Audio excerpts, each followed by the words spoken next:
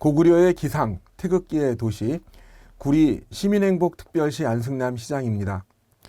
문화와 예술을 사랑하는 많은 구리 시민 여러분, 오늘 이렇게 구리문화원 주관으로 진행되는 온라인 길 위의 인문학 강좌 개강을 진심으로 축하드립니다. 이 강좌는 매월 1회씩 진행된다고 합니다. 강사진의 편성을 보니까 행복한 인문학, 또 생활 역학, 고구려와 조선, 또 향토사, 기후위기 대응, 윤리, 또 다문화, 사회적 경제 등 아주 다양한 분야의 저명 인사를 이렇게 초청했다는 얘기를 들었습니다.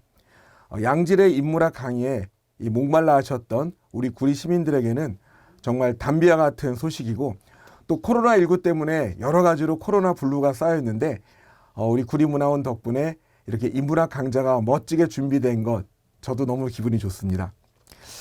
인문학이라는 게 인간에 관한 그 근본적인 문제나 사상, 문화 등을 연구하는 학문이라고 합니다.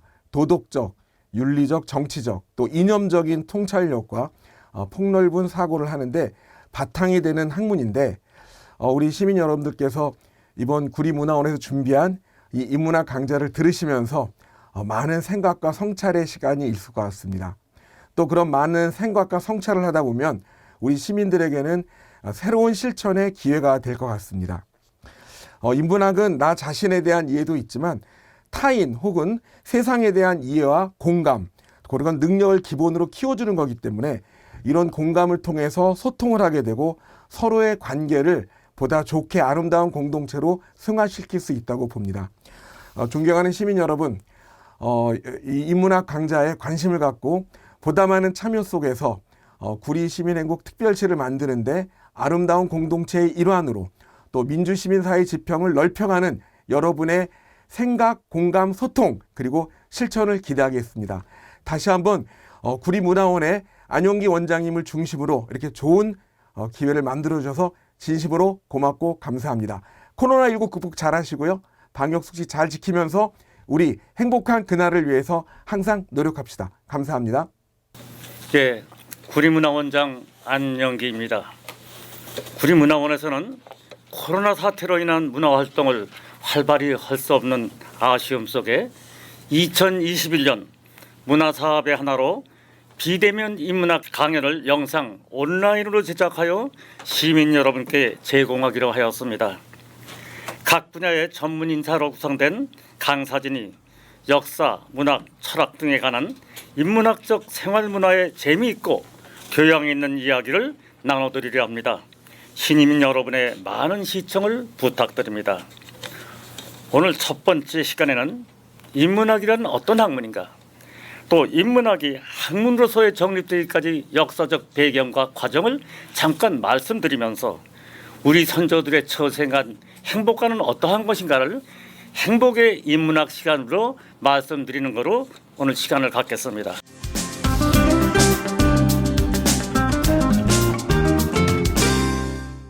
작금의 우리 사회가 너무 삭막해져가고 있습니다. 상생과 공생에 더불어 함께 하는 미덕이나 남을 배려하는 정신은 메말라가고 너를 제껴야 내가 살고 앞설 수 있다는 극단적 경쟁 심리는 우리 사회가 소통이 되지 않고 막혀 있습니다. 이러한 현상은 학교 교육에서부터 인간성의 부족, 다시 말하는 인문학적 소양이 부족하다는 사회적 진단입니다. 사실상 우리나라 교육은 경쟁 위주 입시 교육으로 단답형 말초지능은 발달하여 성적운동이나 중후한 사고력이나 창의력은 길러주지 못해서 성적 위주 수재형이 버먹기 쉬운 이기주의가 사회 도처에서 만연하고 있기 때문입니다. 우리나라 청소년 연구원이 세계 14만 명의 학생 설문조사를 한 거에 의하면 더불어 함께 사는 능력은 OECD 36개국 중에서 우리 청소년이 35위 꼴찌를 차지했다고 합니다. 이러한 현상을 정치권에서도 큰일 났다고 생각했는지 2015년에 인성지능 교육법을 제정하기에 이르렀습니다. 근데 또 마침 그때 대구 교육청에서는 교사 임용 시험을 치렀는데 그 당시에 단순히 지식만을 평가하는 이런 시스템을 개선해 가지고 인문학 면접 시험을 추가했다고 하는데 그 면접 시험 추가 내용이 어떤 것이었냐 하면 남에 대한 배려가 부족한 사람, 그리고 인간에 대한 이해가 부족한 사람, 열정이 없는 사람, 이런 사람은 임용시험에서 탈락시켰다고 합니다. 논어에 이런 말이 있습니다. 지식보다는 지혜가 앞선다는 얘기입니다. 그런데 요즘 인문학이라는 용어가 많이 회장되고 있습니다.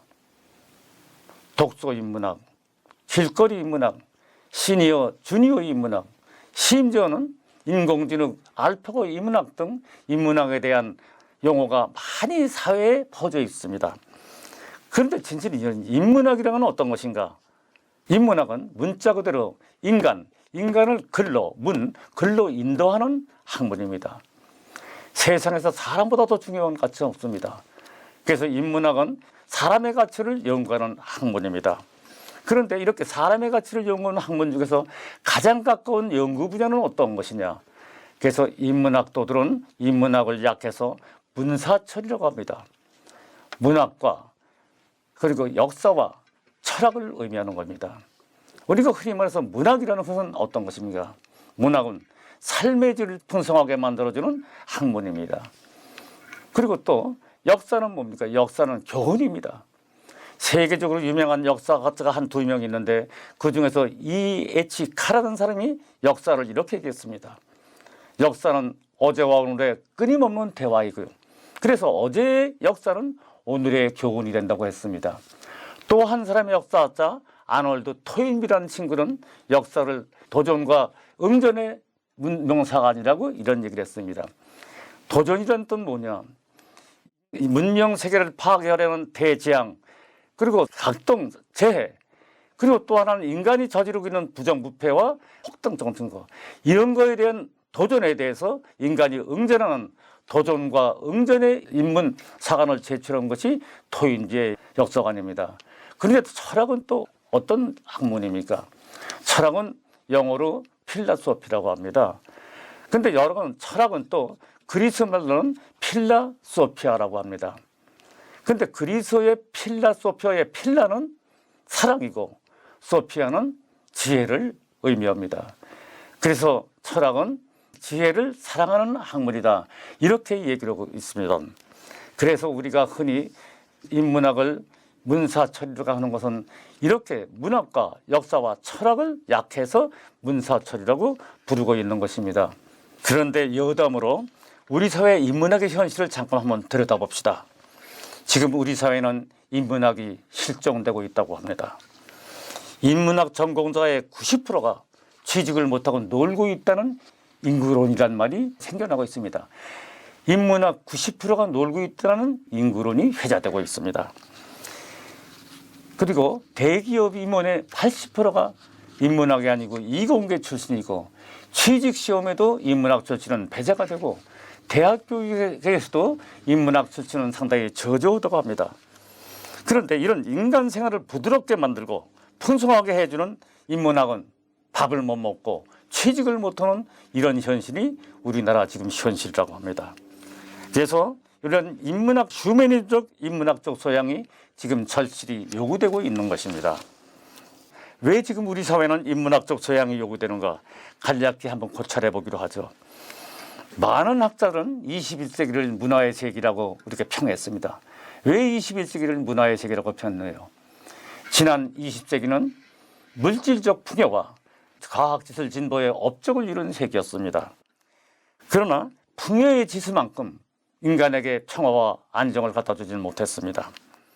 물질적 풍요는 나태와 타락으로 인간을 빼앗았고 발전과 진보는 필연적으로 경쟁 속에 약자와 열등자의 희생을 요구했습니다.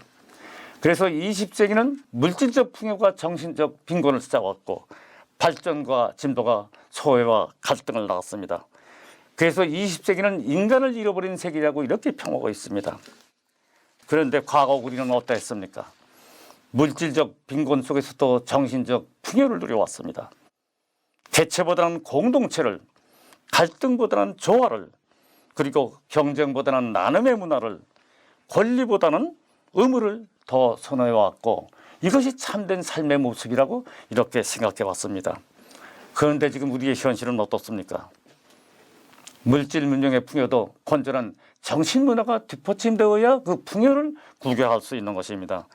이런 의미에서 물질 문명의 병폐 속에서 잃어버린 인간을 진대로 찾자는 의미에서 21세기를 문화의 세기라고 했고, 이 잃어버린 인간을 찾자는 가장 가까운 학문이 바로 인문학이란 이런 것입니다. 인문학이 사람에 관한 학문이라고 하니까 여기서 잠깐 사람 사는 인생 얘기를 잠깐 논해보기로 하겠습니다. 인간은 유한적 존재입니다. 천년만년 살지를 못합니다. 그래서 석가는 입적할 때 생자 필멸이라고 했습니다. 모든 살아있는 생명은 반드시 죽는다고 이런 얘기를 했고, 릴케라는 사람은 모든 과일에 씨가 있듯이 사람은 태어날 때부터 그 생명 속에 죽음을 잉태하고 살아간다는 이런 얘기를 했습니다. 그런데 이런 인생은 참 짧습니다. 그래서 옛날에 인생은 짧고 예술은 길다고 말을 했죠. 그런데 인생이 얼마나 짧은 것이냐? 실적인 표현을 한다면 아침에 검은 머리가 저녁 때 흰머리가 된도록 세월이 짧습니다. 근데 또 인생은 짧은 것뿐만이 아닙니다. 연습이 없습니다. 한 번으로 끝나는 단막극입니다. 그래서 이런 말이 있습니다. 춘천은 연년록이나 왕소는 귀불기라고. 봄의 풀은 매년 푸르지만 인간은 한 번 가면 다시 못 온다는 이런 얘기입니다. 이렇게 짧고 한 번뿐인 인생을 눈을 비고 싸우고 허비하고 낭비할 시간이 있겠습니까? 행복하게 살아야 되는 것입니다. 그런데 또 이렇게 짧은 인생, 한 번뿐인 인생에도 그 짧은 인생길이 상당히 험한 길이라고 합니다. 그래서 당나 시인 백낙천은 이런 시를 읊었습니다. 인생길 험한 길이라는 시인데, 인생길 험한 길은 산이 높고 오르기 힘들고 강물이 깊어 건너기 어려운 것이 아니다. 변덕스럽고 왔다 갔다 하는 사람 마음 때문이라고 했습니다. 그렇기 때문에 이 인간관계라는 것은 바로 행복과 직결되는 하나의 용어인 것입니다. 여기서 우리 행복이라는 얘기로 잠깐 한번 들어가 보기로 하겠습니다. 행복이란 무엇입니까? 또 어떤 것입니까? 사실 사람은 누구나 행복하게 살길 원하죠. 그런데 막상 행복이 무엇이냐, 어떤 것이냐 말할 때는 잘라 말하기 상당히 힘듭니다. 그런데 사람은 저마다 목적은 달라도 자기가 추구하고 성취하고자 하는 과정에서 행복을 추구하게 됩니다. 종교인은 종교에 귀국하고, 학자는 학문에, 그리고 정치가는 권력, 사업가는 돈, 그리고 연인들은 사랑해서 그 행복을 추구하고 성취하게 하라고 노력을 하고 있습니다. 대부분 사람들은 정신적인 면보다 물질에서 행복을 찾으려고 노력을 합니다. 때문에 돈과 권력, 명예 같은 물질적인 것을 행복의 조건으로 생각하는 경우가 많이 있습니다. 그런데 돈과 권력 같은 것은 모두 상대적이기 때문에 그것을 뒤집어 놓으면 오히려 불행의 조건이 되는 것입니다. 그것을 성취하지 못하면 불행이 되기 때문이죠. 그래서 노자는 이런 얘기를 했습니다. 그런 그 물질적인 것을 버리는 것이 행복의 조건이라는 역설적 이론을 전개했습니다. 그래서 버리고 또 버리라고 갈파했습니다. 왜 그렇게 무거운 짐을 지고 인생길을 가려 하는가, 이런 얘기를 했습니다. 하버드 대학을 나와가지고 월든 호수가 토막점에서 문명을 떠난 원시 생활을 했던 데이비드 소로라는 사람은 이런 얘기를 했습니다. 진정한 의미의 행복은 물질적 부에서 있는 것이 아니라 비울수록 자유로워지는 정신적 부라고 이런 얘기를 했습니다. 우리가 더 나가서 에리 프롬이라는 사람은 또 어떻게 얘기를 했느냐. 인생의 목적은 얼마나 많이 소유하느냐에 있지 않고 얼마나 풍성하게 존재하느냐에 두어야 한다고 이런 얘기를 했습니다. 손으로 만지는 것마다 모든 것을 다 금으로 만들어 달라는 이런 호소를 들어주어가지고 자기 사랑하는 딸을 생명이 없는 금으로 만들어준 히랍 신화의 마이더스 왕은 행복했을까요? 우리가 한번 생각을 해봅시다. 행복이 물질적인 부에 있다고 한번 생각해 봅시다. 물질적인 부에 한계가 있습니까? 춘추 전국 시대의 아주 유명한 패왕인 환공이 관중에게 이렇게 물어봤습니다. 여보게, 부의 한계가 있는가? 관중이 이렇게 얘기를 했습니다. 물의 한계는 우물물이 마를 때까지 있고 부에는 한계가 없습니다. 다만 족한 줄 알면, 다시 말하면 만족할 줄 알면 그것이 한계입니다. 이런 얘기를 했습니다. 세상에 100% 만족이라는 건 없습니다. 빈이 있기에 부가 있고 불행이 있기에 행복이 있는 것이 오늘 100% 만족이 있을 수 있겠습니까? 그런데 행복이 물질적 부에 있다고 상정할 때 이 행복을 추구하는 방법에는 두 가지가 있습니다. 하나는 그 물질적인 부를 성취하는 것입니다. 그리고 또 다른 하나는 그 물질적인 부의 양을 줄이거나 버리는 것입니다. 어떤 것이 더 쉬운 일이겠습니까? 우리가 다시 한번 예를 들어보죠. 부의 목적을 100에 둔 사람과 50에 둔 사람과 한번 비교해보죠. 부의 목적을 100에 둔 사람은 90을 얻어도 상당히 항상 가난하고 부족해서 불평불만이지만 50의 행복을 둔 사람은 아주 행복한 인생을 누릴 것입니다. 사람은 자기 분수를 알아야 됩니다. 그래서 논어에 이런 말이 있습니다. 삼지를 알라고 했습니다. 삼지는 뭐냐 하면 첫째가 지분입니다. 분수를 알아야 된다. 두 번째가 지족입니다. 만족할 줄 알아야 됩니다. 세 번째가 지지입니다. 끊을 줄을 알아야 한다는 것입니다. 이 삼지를 아는 사람이 진정한 의미에서 부를 성취할 수 있고 부를 행복을 느낄 수 있는 사람이라고 이렇게 논어에 말하고 있습니다. 그렇다면 행복은 어디에 있는 것입니까? 우리 선조들은 행복은 바다 건너 산 너머 아주 먼 곳 이상향에 있다고 이렇게 생각하고 있었습니다. 그래서 행복은 너무 허무하고 무상하다고까지 생각하여서 오히려 불행을 막아내는 것을 행복이라고 이렇게 생각을 한 적이 있었습니다. 그래서 행복이라는 것은 찾아가기가 힘들기 때문에 찾아가다가 여기까지 왔으면 됐지 하고 만족을 느끼는 것, 그 점이 행복이라고 이렇게 생각을 했습니다. 우리나라 속담에 잔디는 먼 것이 소담스럽다는 말이 있습니다. 그래서 먼 곳에 가서 보니까 먼저 있던 것이 더 아름다웠어요. 여기에서 보니까 저기인데 저기 가서 보니까 여기가 바로 저기인 것을 뭘 멀리까지 가서 찾을 필요가 있겠는가. 부처님의 설법 중 골수를 뽑아놓은 책 중국 선종사의 명저 신신명에 다음과 같은 말이 있습니다. 밖에서 소를 찾아 헤매다가 집에 들어오니까 소가 우리간에 있다는 뜻입니다. 인도의 유명한 시인 까비르는 이런 얘기를 했습니다. 꽃을 보러 화원까지 갈 필요가 있는가? 네 마음속에 아름다운 화원이 있지 않은가? 이런 말은 무슨 말입니까? 행복은 멀리 있는 것이 아니라 바로 가까이 네 마음속에 있다는 이런 뜻입니다. 이제 우리 선조들의 행복관에 대해서 한번 알아보기로 했습니다. 우리 선조들의 행복관은 과유불급의 행복관을 지녀왔습니다. 우리 선조들은 참으로 소박한 행복관을 지녀왔습니다. 매사를 만끽하지 않고 부족한 듯한 여백에서 인생을 즐기고 모든 것이 지나치면 모자란만 못하다는 과유불급의 상태에서 만족과 행복을 느끼라고 권했습니다. 모든 것이 다 갖춰진 인생은 살 의미를 잃은 재미없는 삶이며 완벽 그 자체는 오히려 흠이라고 여겼습니다. 우리가 흔히 얘기하는 아름다움이나 향기로움에는 조금 덜 찬 아쉬움이 남아 있어야 됩니다. 이런 것을 만끽하면 오히려 추하기 때문입니다. 우리 선조들은 이걸 추하다고 생각을 했습니다. 우리 선조들은 항상 행복은 불행을 동반한다는 이런 생각으로 좋은 일에는 굳은 일이 따른다는 호사다마를 항상 생각하고 있었습니다. 그래서 소음에도 발을 찌는다고 100% 만족은 부정했습니다. 그래서 우리 선조들은 달리는 말에서 떨어져 낙마해서 다리가 부러졌는데도 그것을 다행이라고 여겼습니다. 다리가 부러졌는데 어떻게 다행입니까? 최악의 불행인 죽음을 면했기 때문입니다.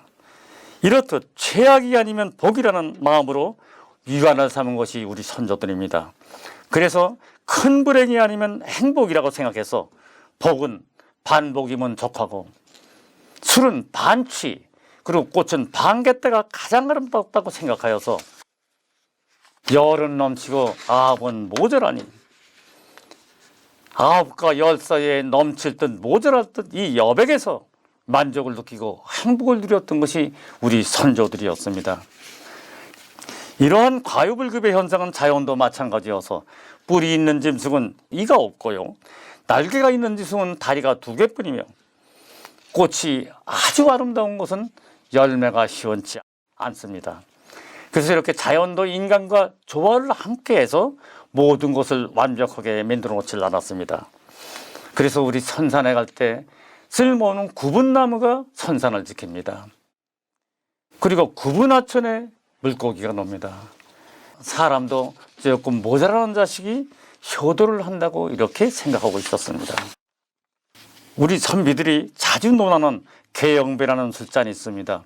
개영배란 경계할 개자, 꽉 찰 영자, 그리고 잔배자란 소리라는 뜻입니다. 술이 일정 이상 잔에 차오르면 넘치지 않고 흘러내리는 잔으로 지나침을 경계한 정신을 일깨우는 술잔입니다. 그래서 총명하면서도 어리석게 보이고 부유하면서도 겸손을 지키라는 과유불급의 교훈을 알려주는 술잔으로 우리 선조들의 처세관과 행복관을 상징해주는 술잔이 바로 개영배입니다. 매사가 지나치면 모자람 부족함만 못하는 것입니다. 논어에 유양무 실력하는 말이 있습니다. 있으면서도 없는 것처럼 보이고 꽉 차이면서도 비어있는 것처럼 행동하라는 겸손을 강제한 과유불급의 처세를 일러주는 지나침을 경계한 말입니다. 논어에 또 이런 말이 있습니다. 우리 선조들의 행복과 즐거움을 노래한 시가 있습니다. 반소 사엄수하고 곡괭이 침지라도 낙엽제기 중이라. 남을 먹고 물 마시고 팔을 비고 누워 있어도 낙과 즐거움이 거기에 있다는 것입니다. 행복과 즐거움은 마음으로 누리는 것이지 물질이 아니며 매사에 지나침을 경계한 과유불급의 행태에서 행복을 누린 것이 우리 선조들이었습니다. 그래서 우리 선조들은 행복할 때 불행을 생각하고 불행이 왔을 때 더 큰 불행보다 다행이라는 행복의 불행화, 또 불행의 행복화를 누려온 것이 우리 선조들의 행복관이었습니다. 오늘 강의는 여기서 끝내기로 하겠습니다.